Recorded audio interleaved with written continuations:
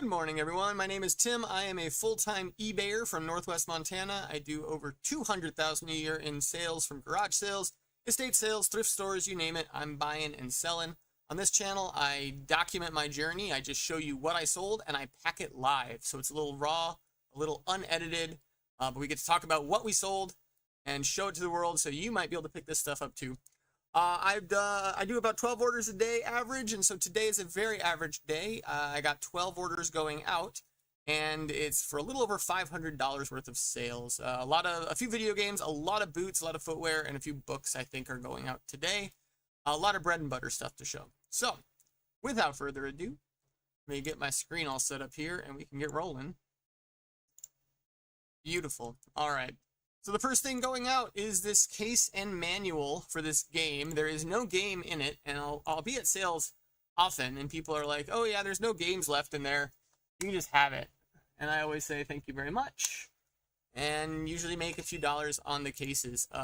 Some of the more popular games, like the old NES Nintendo games, the old N64 games, these old DS games, you know, Pokemon especially is like a big one. You can get a lot of money, and a lot of times the games are worth less than the cases. But in this case, 20 bucks just for a case. Let's go grab this.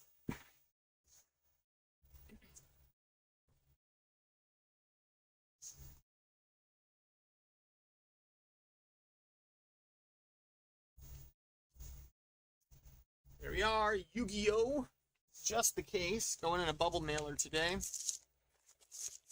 Should be pretty simple. For a $20 one, I'm just throwing in a bubble mailer. If it was obviously a more expensive one, I'd be getting a more of a white glove treatment. I gotta grab my tape. I'm behind this morning getting set up.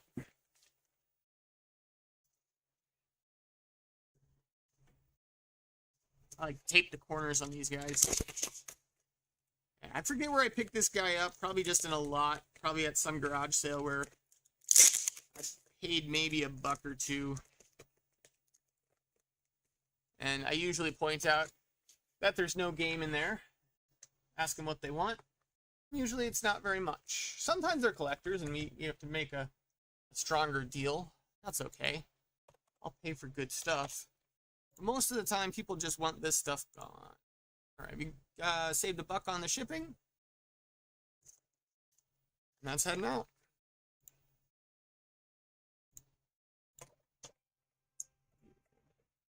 All right, coming up next. This was a good one. Like I've been saying over the last week, I've been selling a lot of video games. I save all my video games from the sales for one big listing party, kind of towards the end of the garage sale season. I actually am way behind on getting these all listed. Usually I get these all listed by January, but I've just been bringing in so much stuff this year, I've not had time to process everything. But this is the Warriors Black Label. You know it's Black Label. It's got that bar across the top where it says PlayStation 2. If they ever reprint a game, it'll be a red label there that'll say Greatest Hits or something. I don't think this one's ever been the Greatest Hits reprinted, but 90 bucks. The Warriors, made by the same people who did like the Grand Theft Auto series, popular games. Just a good collectible one, very clean disc, $90, good price on that. Let's grab it.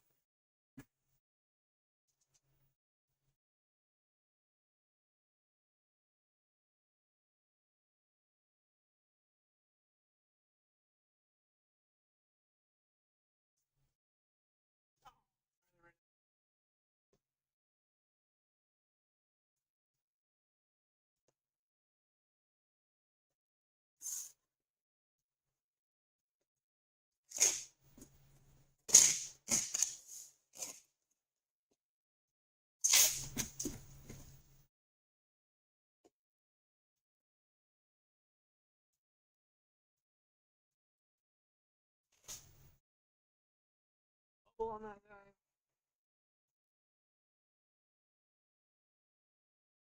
Crush.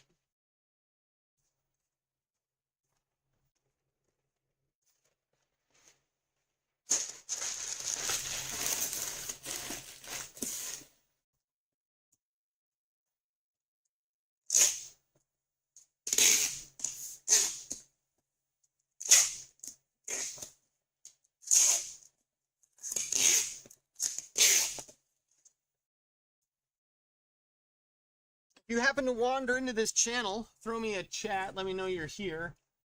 Love to know what's going on in your reselling journey.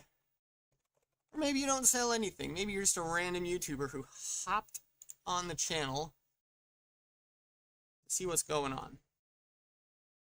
All right, 8x6x4 box. Nicely padded, and it's out of here.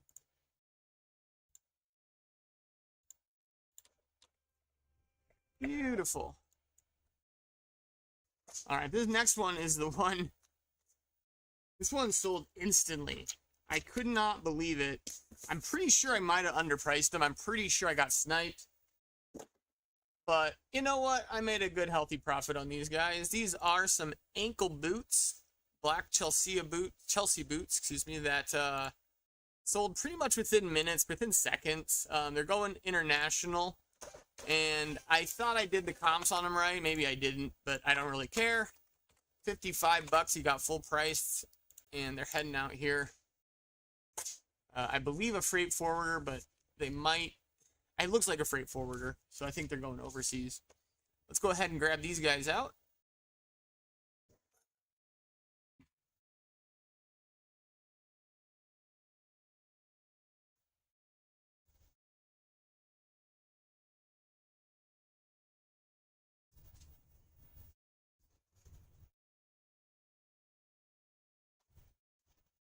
Slip.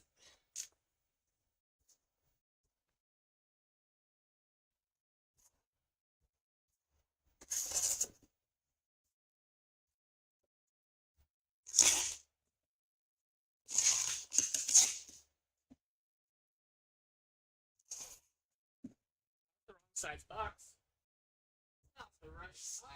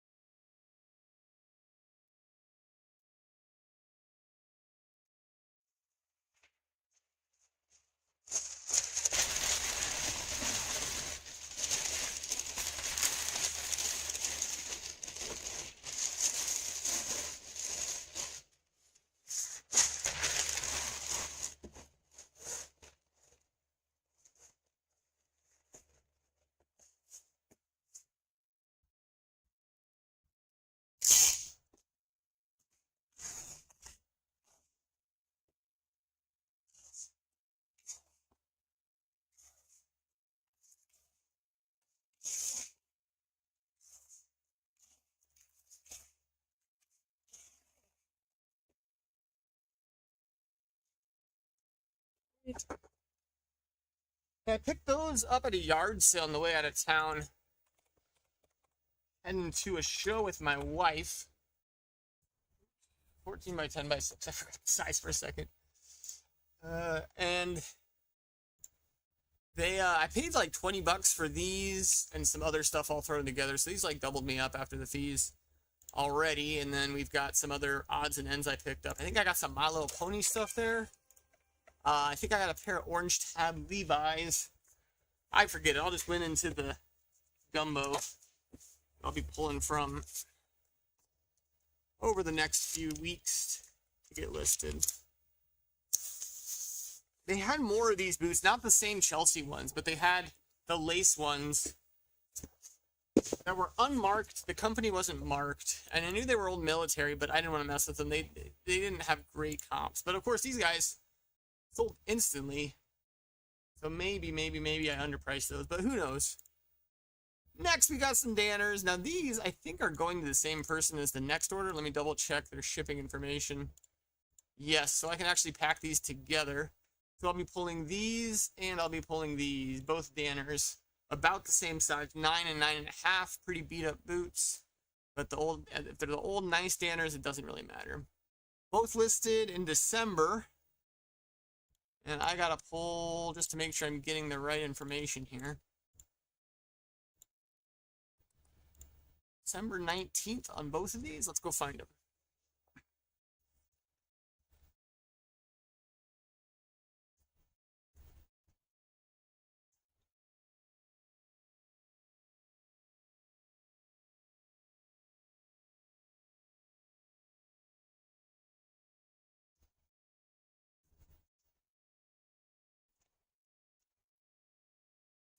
I think these are them. I gotta double check just to make sure. I don't use tags or anything for my inventory, but I do a date-based system where I can pull them pretty accurately. I just gotta do a double check. Saves me a step from having to make tags for each of these. 8-inch quarry, 2AT9. Okay, those are good. And the other ones, I'm doing 2. Gotta really double check. We got quarry, 8-inch black with the rip on the lid. That's good. All right, so we got both boots going to the same person. I think I got a box that fits both of them without going over a cubic foot. That's the problem, is that with these big boots, if I go over a cubic foot, I'm in trouble. But I'll save money otherwise throwing them together. All right, let's do it. Let me grab both packing slips here. I like using a packing slip. Quarry, 8-inch AT.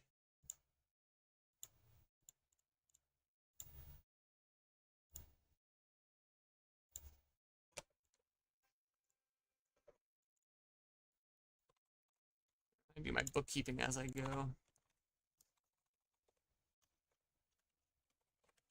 All right, peace out.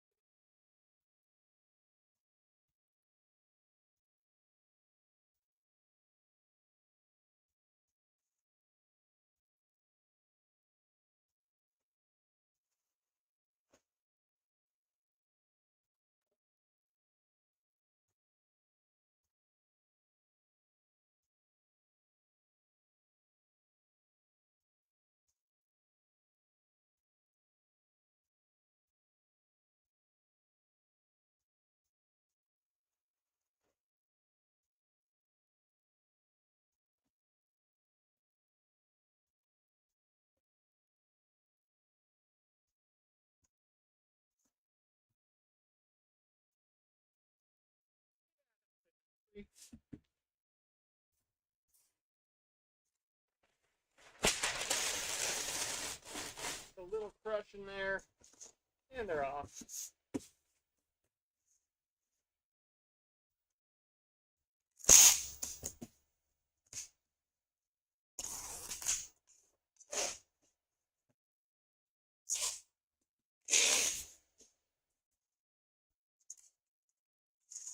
Aha.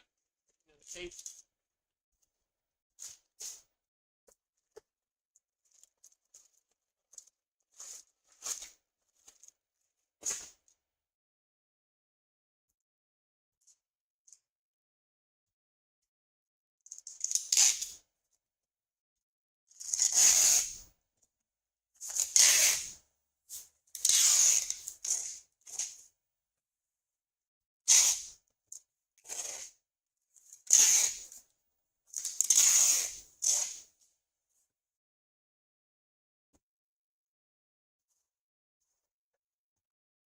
All right, so those took about 3 months to sell.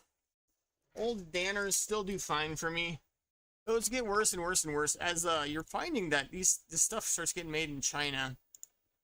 It's kind of like the problem of when something goes to Costco, it starts losing value. Just like these, when they start getting produced in China, they're not as good as they used to be. 12 or 16 by 12 by 8. But I think some of these were made. One of these might be made in the U.S. But they still like the heavy duty ones with the kilty, with the steel toe, that kind of stuff. Yeah, we saved on shipping too. And so usually the condition can be much rougher on these kind of boots if they were like women's fashion boots.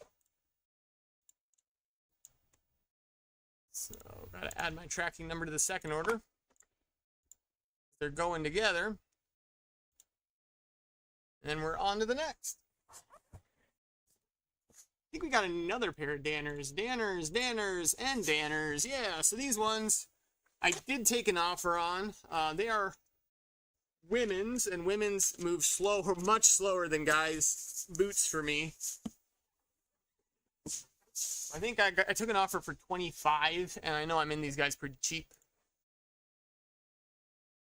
Probably throw these guys in a bag.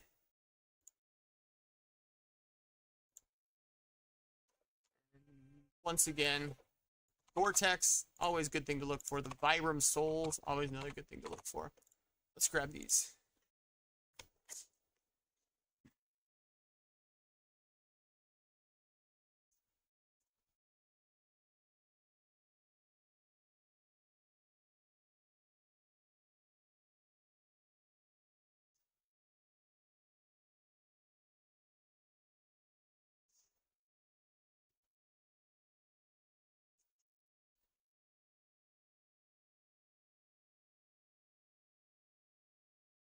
No.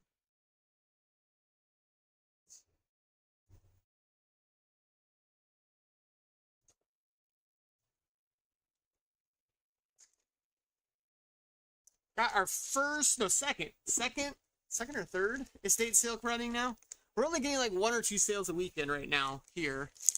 And this one's coming up. There's actually a couple this weekend, but one I'm excited for is from a company that they probably do things the right way. A lot of people up here in Montana, like when they're running estate sales, they don't got licenses, they don't got insurance, they're just like tagging stuff and going. But this gal runs it the right way. She's got a nice company. And what's different about this sale is, and I'm surprised she can do it. Maybe I'm not surprised. Because we got so many people that are doing this now, right? They're buying and selling or hunting estate sales. But yeah, she actually is able to charge entry for that estate.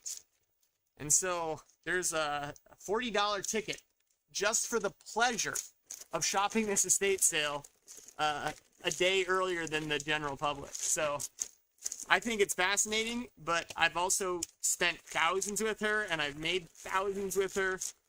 So I'm very happy to pay $40 to be the first one of the first ones in the door. I think she's limiting it to like 15 people, 20 people, something like that for the first day, and then it's ticketed. So even if it's like 15 people, like think about what she's netting, right? She's making $600 just for the pleasure of buying her stuff. It's crazy. It's absolutely crazy, but I'm crazy because I'm paying it. It's paid off for me many times before. Whenever you can get in early, definitely worth it. Just like, I mean, some cities, you pay for your spot on the line at the bins. Like, you pay for your time to be at a certain spot to have first pick of the stuff. And so I will definitely pay to play at an estate. I mean, I don't know what I would pay. On average, like, I might pay like up to $100 on average in a hypothetical situation, to where like I was first to this estate to get picks over everybody else. Probably around $100 is what I would pay on average, because you're gonna make a lot more in the long run, just to have the first pick before everybody else gets there. Now, obviously, yeah, there's stuff you can find day two. There's stuff you can find that other people might not know. But, like, let's be real. The first hour of sales is where all the money is. The pricers, you are like... thanks for throwing that chat in there. The pricers asked, why am I packing on the floor instead of a table? Because I'm a stubborn person who's been packing on a floor for years. I was a teacher for 10 years. Working with elementary kiddos on the carpet, and it's just home to me. Like, I just love being on the carpet, and it's where I go. I actually put this carpet in with the padding underneath it, so it's like a home carpet into my warehouse just so I could pack on it. But I've had about 4 people now. I think you're the 4th person now. It's like, man, you really need to get a table. I'm like, I don't know. It's good exercise. I'm doing squats, but I'm only 34. Haven't shot my knees yet. Maybe my future 64-year-old self is cursing my 34-year-old self for wearing the knees out, but I don't know. I don't feel it. I actually like it on the floor. Maybe I'll throw a table in someday just to appease people, but that's why. I love it. I love it on the floor. I feel at home. I feel like I work faster. Doesn't bother me yet. Yeah. All right, let's get on to Grand Theft Auto Liberty City. So just another small video game sale. But yes, I will be paying for that estate. I'm going to go Thursday night to that estate, I believe is when it is. So it's in the next couple days here to check my calendar. And we're paying to play at that one. Let's see, let's find this guy. And thanks, the Pricers, for popping in again. It was great to see you yesterday. I'm glad you're coming back for today.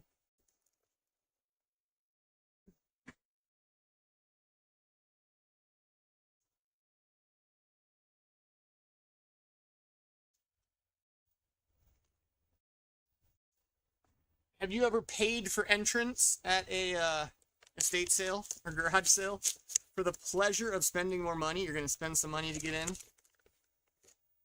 Last time I did this, I probably did around $1,000 in profit from that sale that I paid to play.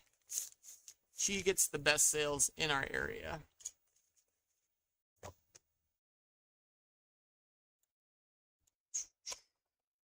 Nine by 8 by 1. And heading out.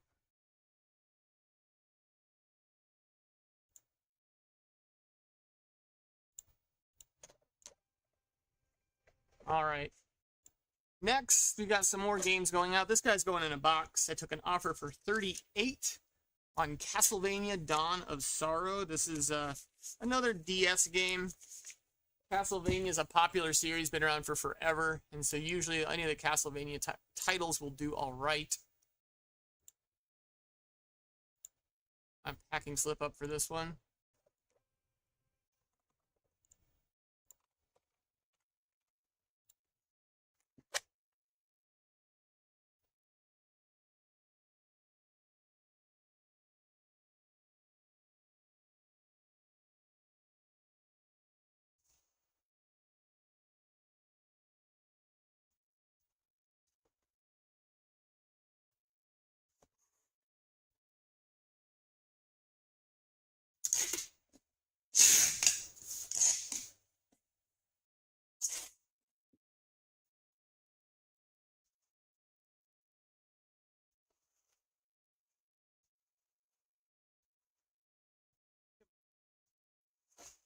It's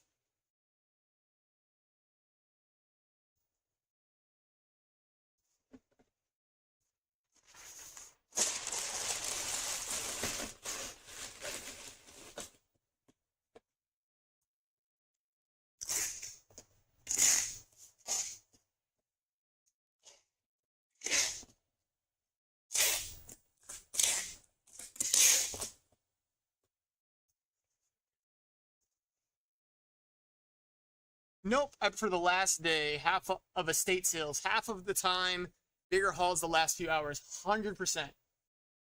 I 100% agree with that. That there's great hauls on the last day, and the way I run things is I'll do both if I can, if I'm not too busy. But the strategy changes, right? The strategy changes from day one to the last day. On day one, you're looking for the low-hanging fruit. You're looking for things that are underpriced. You're looking for things that maybe you know that other people don't know, that you can get in there early and get it.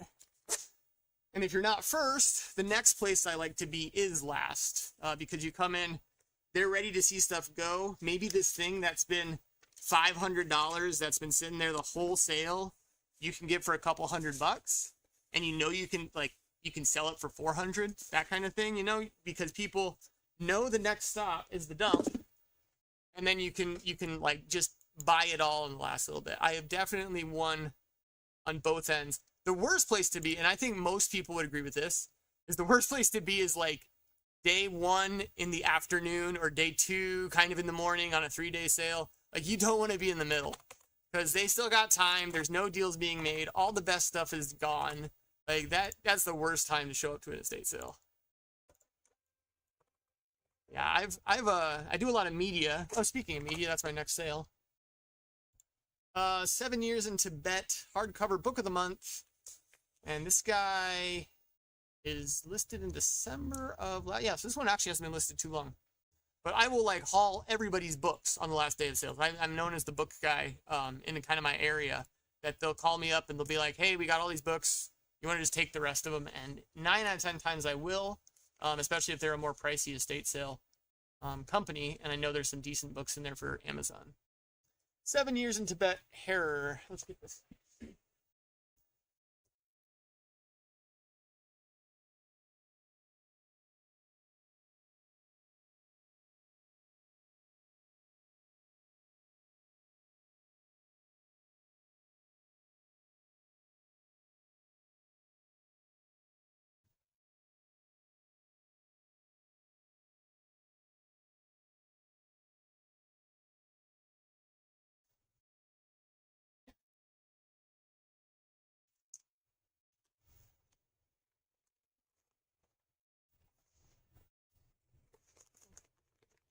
Yeah, one time at an estate sale, I remember it was the sewing.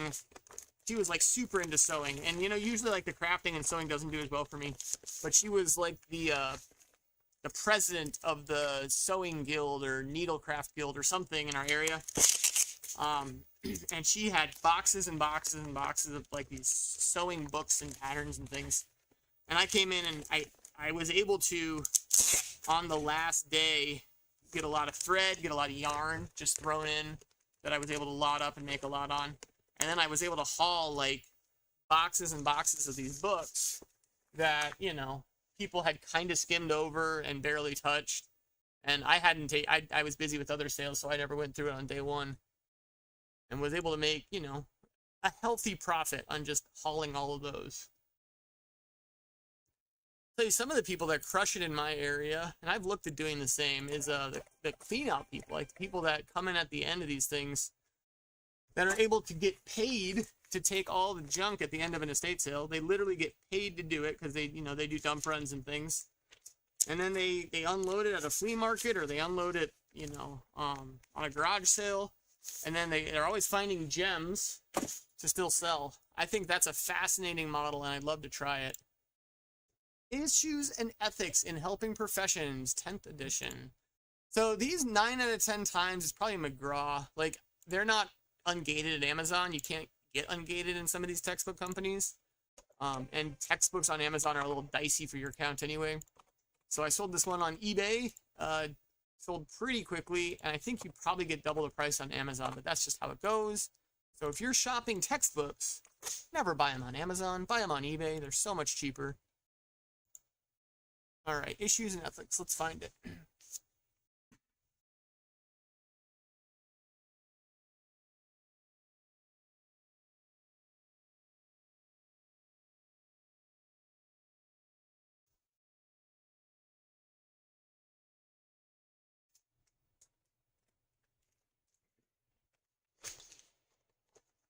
In fact, that's a story I preach to the world, is don't shop Amazon unless you've checked eBay. It's crazy. It's crazy what people demand on Amazon. And I think the problem, right, is it's a buyer perception that you're buying from some corporation that's like, you know, maybe the actual distributor, things like that on Amazon, but you're honestly buying from the same people, me, who sell on eBay. We just aren't allowed to sell that one on Amazon.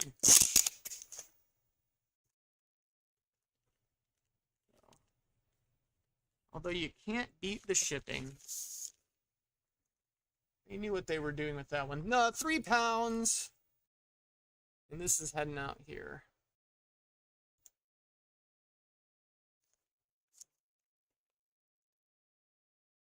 Oh, a little rainy.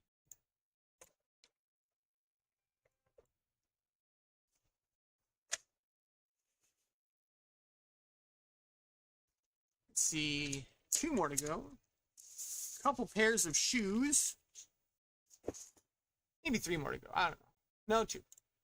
Some Hokas. These I definitely, they got a deal. This guy got a deal on these. These will sell for about 80 bucks pre-owned. Well over that in good condition or new. But in the pre-owned, we sold these. They had no laces, and I did not want to replace the laces. I carry boot laces. Like, I'll re-lace boots. But I don't mess with shoes when they don't have laces. And the only reason I picked these up is because they're Gore-Tex Hokas. And Gore-Tex Hokas sell, so got in pretty cheap on these guys. I know we're under $5 and got an offer for 41 same day. Person got a deal. They just got to throw some laces in them and they're good to go. So let's go find these.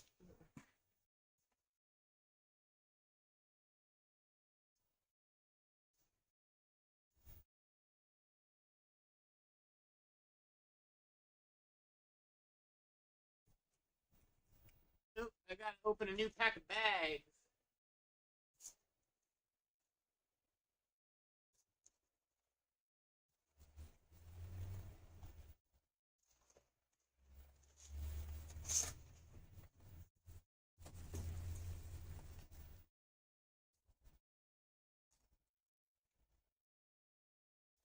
Yep, it's those ones.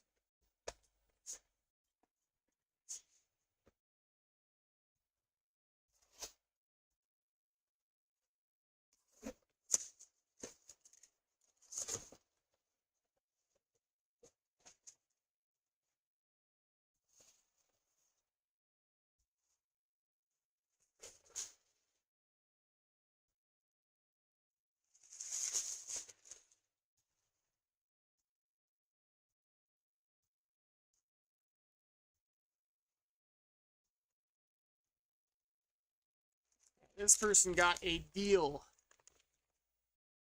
They're probably well over 200, probably in the 300 range if you're buying them new.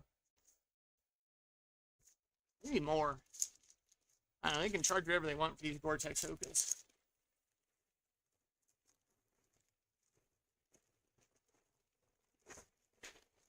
Let's see, my first bulk deal was the last hour of the sale. Without asking, the woman asked if I'd be interested in bulk DVDs, about 500.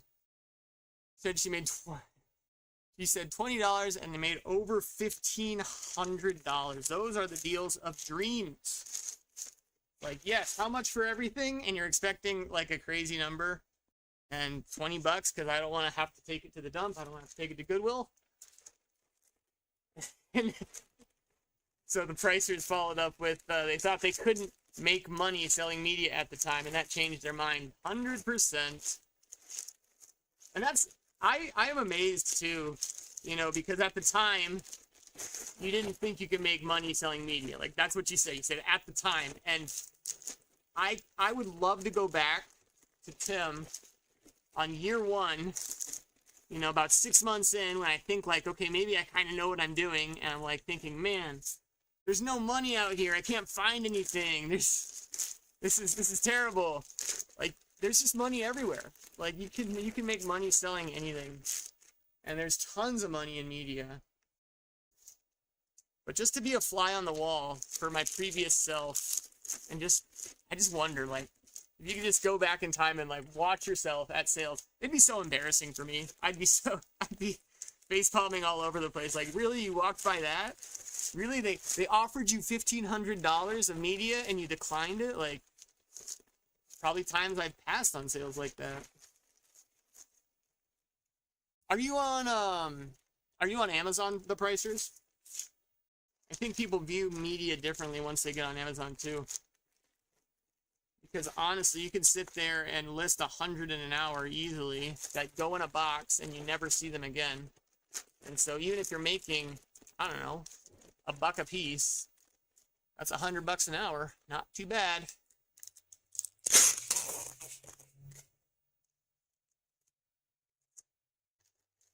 but Amazon gets harder and harder. I think the gates, or the barrier to entry on Amazon continues to rise, which is actually good now that I'm enfranchised in it. But man, it's frustrating when you first look at Amazon. Nope, not on Amazon. Well, you can still get it done on eBay, that's for sure. But the barrier for entry on Amazon seems to keep climbing. More stuff is gated. It's tougher and tougher to be a new seller.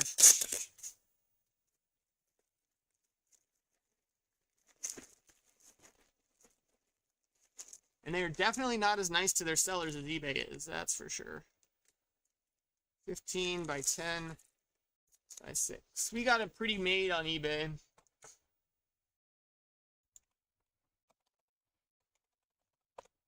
A lot of return fraud and crazy stuff that happens on Amazon, but they do get the better prices. I mean, honestly, like I was talking about that textbook earlier, you could get double that on Amazon. You just got to get ungated and play their games. AI listing, yes. Okay, I'm curious, what AI lister are you using there, the pricers, for media? I've tried a few out, and I use AI listers for all of my boots and shoes. I use AI for all of my clothing. I have not found one that I love for media yet, but I am looking because I have, I have like 10 boxes of non-ISBN media I got to get through. That's in the $15 to $25 range. That awkward range where it's worth it, but not really, like, no bangers are left in that. But if I could just throw it in an AI lister, that would be awesome.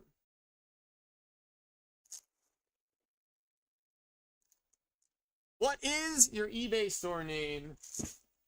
I don't know, Tim's Treasure, something like that. I should put the link. I'll see if I can add the link there in the description.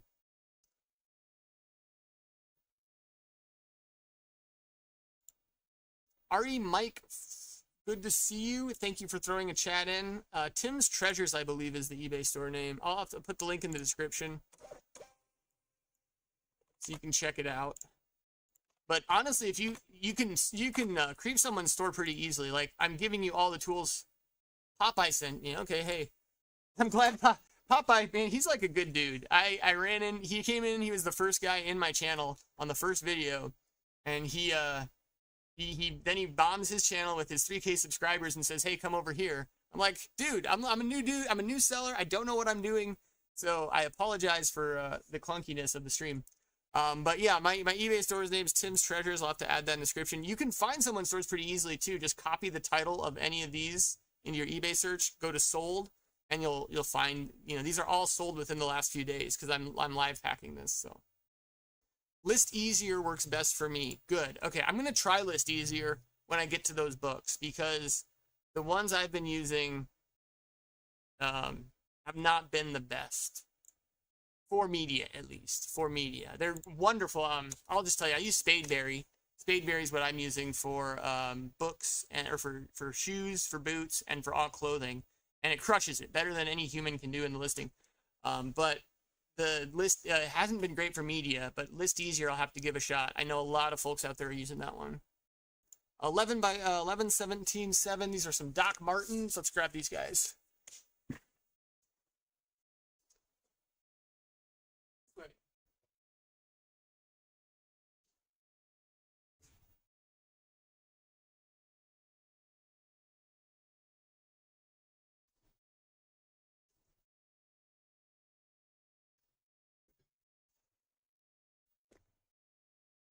All right.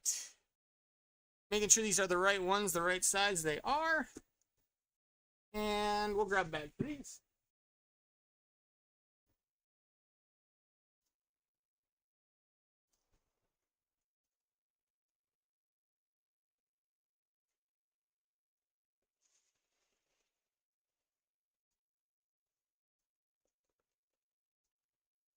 Yes, if you've wandered into the stream, thanks for throwing something in the chat.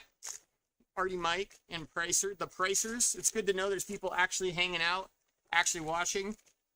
You know, anything you ever want to talk about, anything you want to chat about, tell me what's crushing in your store. Tell me what's working, what's not working. Questions about what I'm finding. I love chatting with people. It's great to do this not alone. I found a lot of people like to have this kind of just on in the background as they're having some noise to list to, and maybe find a few items that maybe they wouldn't normally pick up at the sales themselves. What do you prefer, estate sale companies or estate sales run by families? And do you treat them differently? I 100% treat them differently. And I 100% prefer the family run ones. So, you know, that they are, and it's tough because, you know, you hate to say that you just want to go pull wool over their eyes. It's like you want to just screw them and rip them off. Like, that's not the point. But the point is that with estate sale companies, they're pricing up. They have clientele that buy certain things. They know the prices they can get, and they're pricing things through the moon usually, right? There's going to be holes in what they know and what they're going to have. But with the family run ones, their purpose usually is to get rid of stuff, right? They have a different purpose. They're not always looking for like top dollar. And they're trying to save on the dump fees. They're trying to save on the clean out. And so you're able to help them a lot more by taking a lot more stuff than these estate companies that are trying to get top dollar. So, you know, they just serve different purposes. They're going to have different ways to negotiate, ways to get deals from these folks. But in reality, I really do like the family run ones because I think you can cut better deals with them. And it's with the estate sale companies, when they've already got established buyers for a lot of their stuff, you coming in is sometimes tough.